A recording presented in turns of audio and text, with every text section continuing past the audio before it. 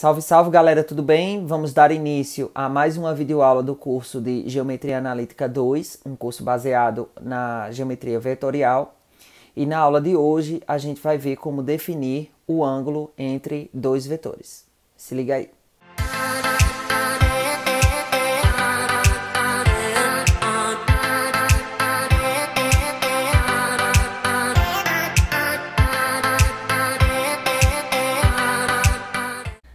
Olá galera, vamos iniciar aqui a definição do ângulo entre dois vetores. E aqui eu especifiquei vetores não nulos do espaço e do plano, do R2 e do R3. Mas por que especifiquei exatamente não nulos? Porque o vetor nulo, o vetor 0,0, ele por definição é ortogonal a qualquer outro vetor do plano ou do espaço, tá? Então fica trivial demonstrar que o produto escalar entre um vetor nulo e um outro vetor qualquer é sempre igual a zero. Isso é bem trivial.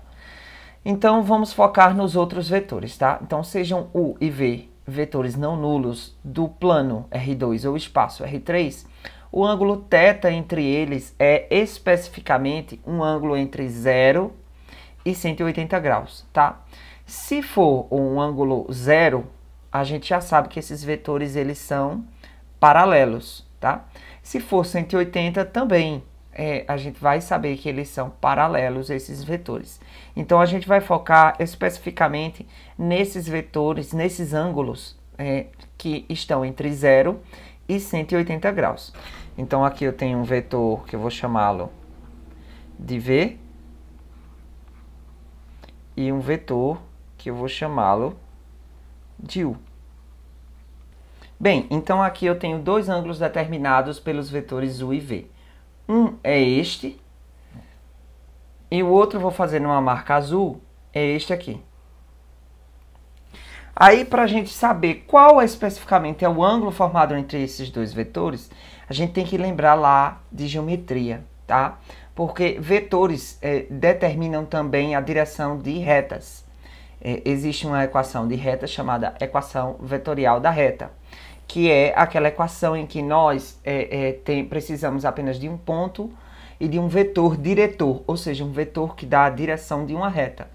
Sendo assim, o ângulo entre dois vetores é o ângulo entre duas retas que esses vetores determinam. Daí, o ângulo entre retas é sempre o menor ângulo formado entre elas. Então, pensando dessa forma, a gente vai ter essa noção de que se passa de 180 graus o ângulo entre uma reta e outra, na verdade não passa de 180 graus. O que a gente tem é o replemento dele. Então a gente precisa do replemento, ou seja, o ângulo replementar, que é aquele ângulo que falta para chegar em 360. Então se supostamente o ângulo entre duas retas é de 181 graus, na verdade não é de 181 graus, esse ângulo é de 179. O que a gente pega para contabilizar ou para calcular é o replemento deste ângulo. Cabe aqui lembrar uma importante operação entre vetores, que é o produto escalar. Então tomemos como exemplo os vetores U e V, que tem coordenadas x de U, y de U e z de U, e x de V, y de V e z de V, respectivamente. Eles são vetores, como eu tenho três coordenadas, vetores quaisquer no espaço, ou seja, no R3. O seu produto escalar ou produto interno é dado por. Então nós temos duas notações aqui para definir o produto escalar ou produto interno. O que a gente tem de praxe é que, geralmente, quando se usa esse símbolo, essa notação, que a gente chama, esse símbolo é boca de jacaré, tá? A gente chama de produto escalar. E, geralmente, quando a gente utiliza essa outra notação, a gente chama de produto interno. Mas, algebricamente, trata-se da mesma coisa, tá? É só uma forma de escrever diferente. E como é que a gente lê? Lê-se da seguinte forma: U escalar V ou U interno V. A mesma coisa aqui, U interno V ou U escalar V, tá? Nota, importante ressaltar a diferença entre produto por escalar e produto escalar. O primeiro, ou seja, o produto por escalar, resulta num novo vetor, já que estamos pegando números reais quaisquer e multiplicando por um vetor. Nós vamos obter múltiplos e submúltiplos deste outro vetor. Então, o primeiro resulta mesmo num vetor, enquanto que o segundo, que é o produto escalar, resulta num número real. De fato, observe que tudo isso aqui e essas somas resultam num número real. Então, cabe essa diferença. Um produto por escalar resulta num vetor, enquanto que o produto escalar resulta num número real. Então, como vimos na aula passada, o produto escalar ou produto interno é utilizado para, dentre outras coisas, determinar o ângulo entre dois vetores, tá? Como é que a gente faz isso? O ângulo θ, uma das formas de escrever da notação seria essa. O ângulo θ, que é o ângulo entre os vetores, é a inversa do cosseno do produto interno sobre o módulo de U vezes o módulo de V. Uma outra forma de escrever é utilizando uma outra notação para a função inversa do cosseno, ou seja, cosseno elevado a menos 1 é também a mesma coisa de arco cosseno com o mesmo argumento, tá bem? Ou, como a gente costumeiramente vê nos livros e como a gente costumeiramente acaba escrevendo, o cosseno de θ é a divisão entre o produto escalar de U e V pelo módulo de V vezes o módulo de U. Então, a gente vai usar essa fórmula aqui que foi demonstrada na nossa última aula, tá bem? Para isso, eu trouxe alguns exemplos. Bem, vamos dar início à resolução dos exercícios, tá bem? O primeiro diz, calcular o ângulo entre os vetores U e V com essas seguintes coordenadas. Então, nós precisamos basicamente de duas coisas. Uma, o produto escalar entre os vetores dados, e a outra, a norma de cada um dos vetores. Então, eu vou calcular isso à parte para poder a gente já aplicar na nossa fórmula, tá bem? Então, quem é o produto escalar entre U e V? O produto escalar entre U e V é a multiplicação entre as coordenadas correspondentes dos vetores dados. Ou seja, 1 vezes menos 1, eu multipliquei o x de U com o x de V. Agora, o y de 1 com o y de V, e eu somo a isso, 2 vezes 1. E, por último, o z de V e o z de U.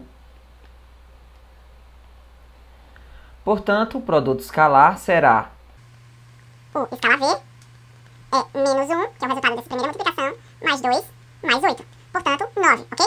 Outra coisa que a gente precisa é da norma ou módulo de cada um dos vetores. E quem é a norma de V, o módulo de V?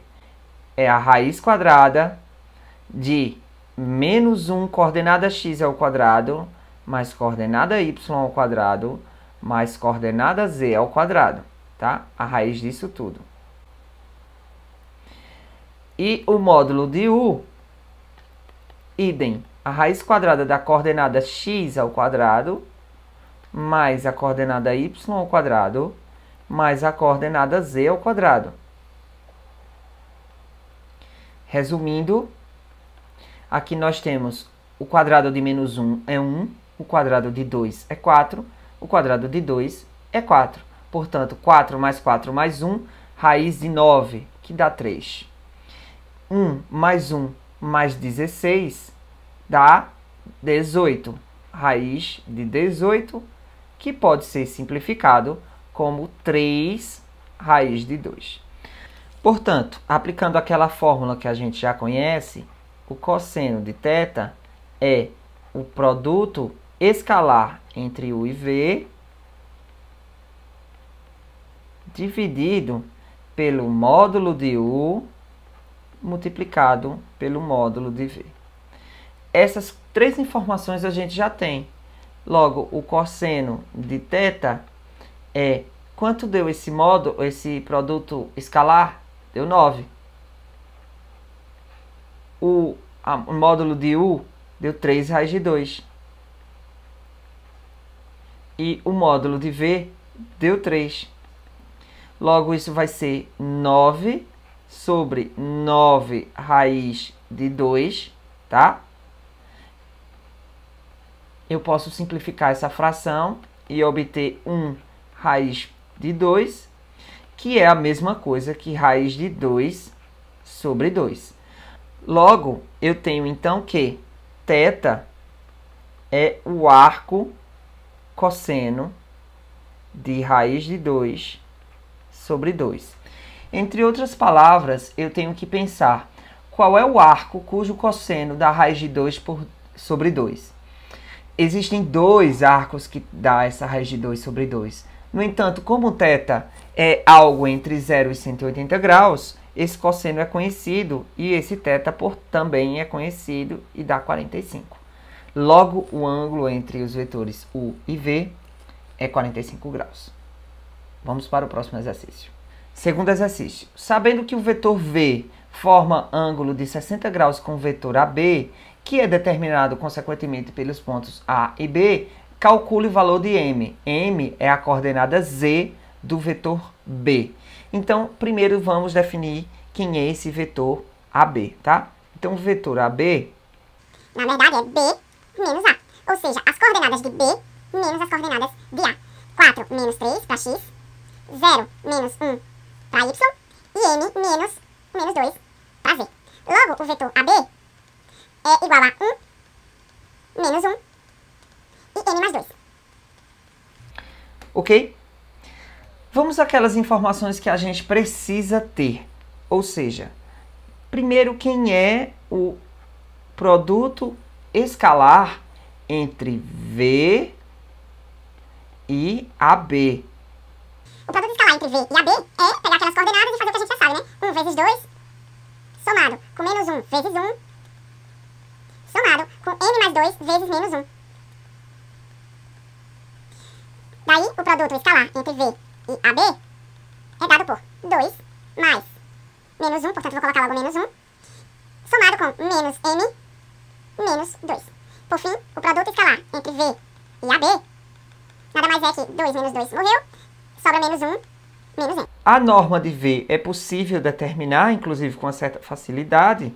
A norma de V é raiz quadrada das coordenadas ao quadrado, ou seja, somadas, né? 2 ao quadrado, somado com 1 ao quadrado, somado com menos 1 ao quadrado. Isso dá 4 mais 1, portanto, raiz de 6. a norma do vetor AB é a raiz quadrada de 1 ao quadrado, somado com menos 1 ao quadrado, somado com N mais 2 ao quadrado, que é a coordenada Z, mais ao quadrado.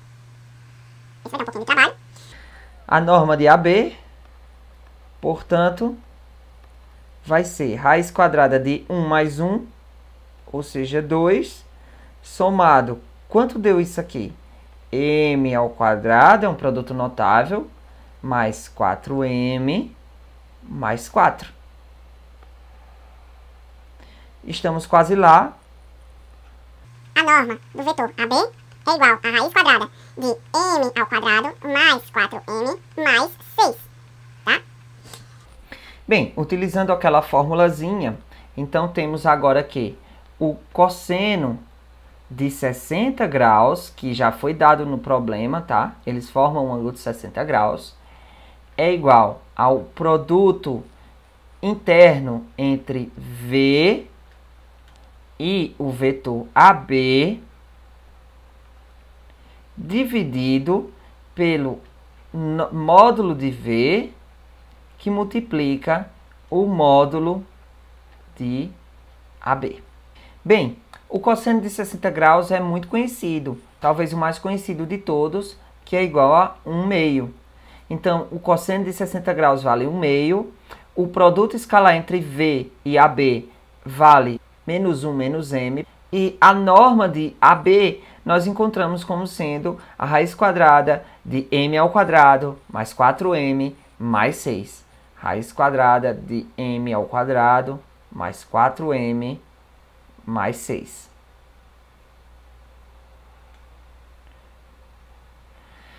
Bem, o que eu já tenho como descobrir aqui, tá?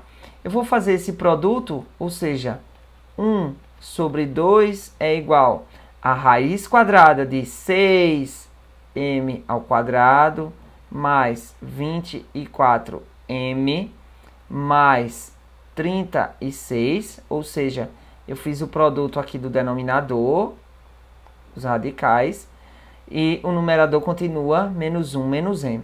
Eu agora tenho uma álgebra simples aqui para se resolver, algo de 8º ano ainda, em que eu posso multiplicar meios pelos extremos, né? Então, vou obter raiz quadrada de 6m ao quadrado mais 24m mais 36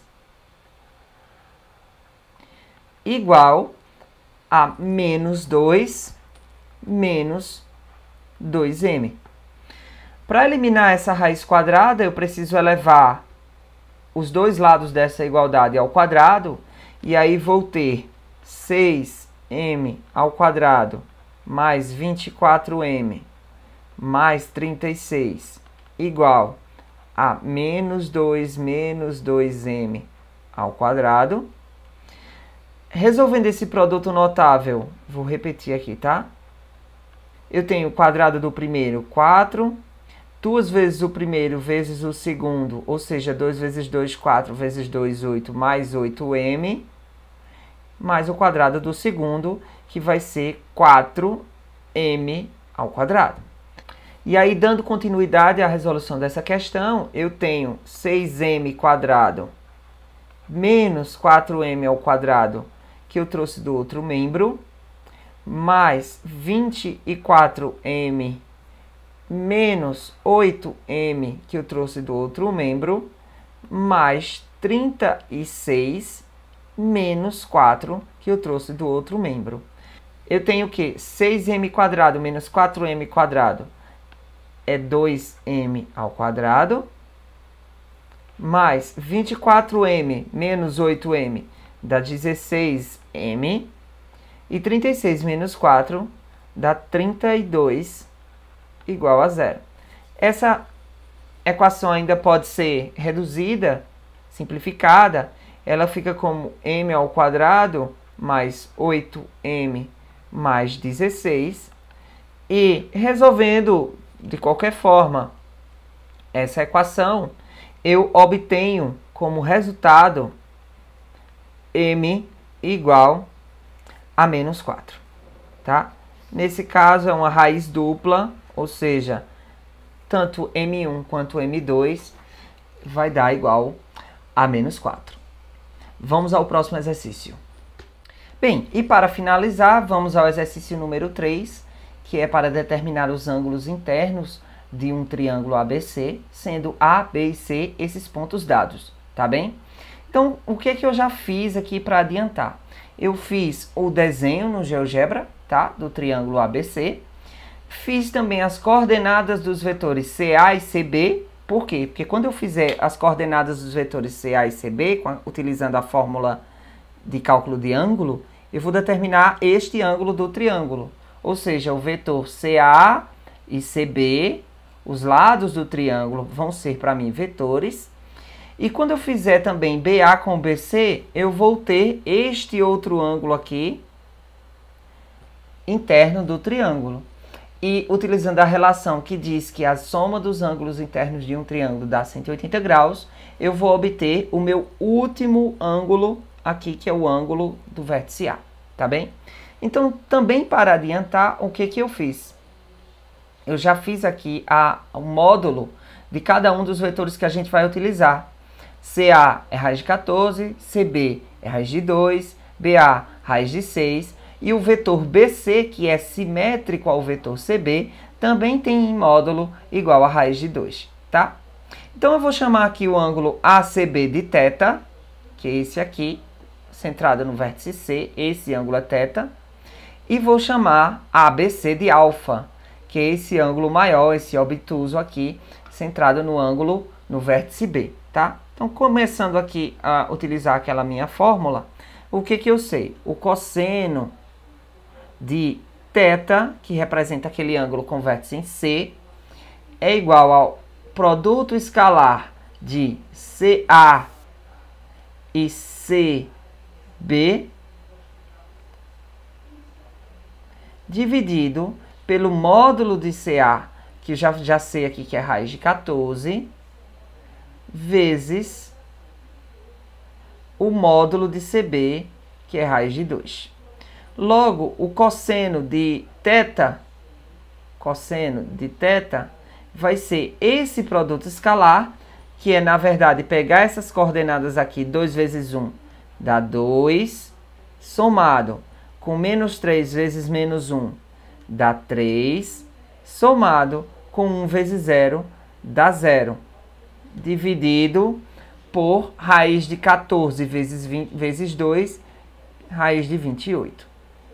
Logo, o cosseno de θ é 5 sobre raiz de 28, que é a mesma coisa de escrever 5 raiz de 28 sobre 28, que dá aproximadamente 0,94.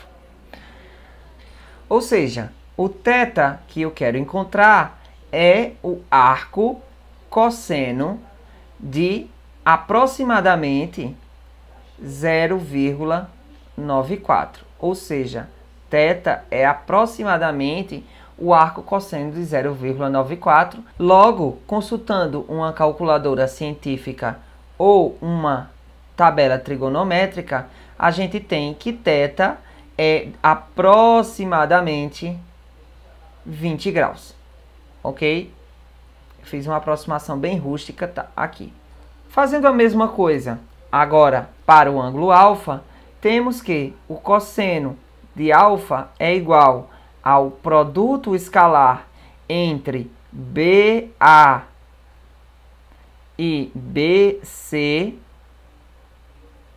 sobre a norma de BA vezes a norma de BC.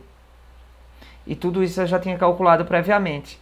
Logo, o cosseno de alfa esse produto escalar é o produto entre essas coordenadas, tá? Ou seja, menos 1 vezes 1 vai dar menos 1, menos 2 vezes 1 vai dar menos 2, e 1 vezes 0 vai dar 0.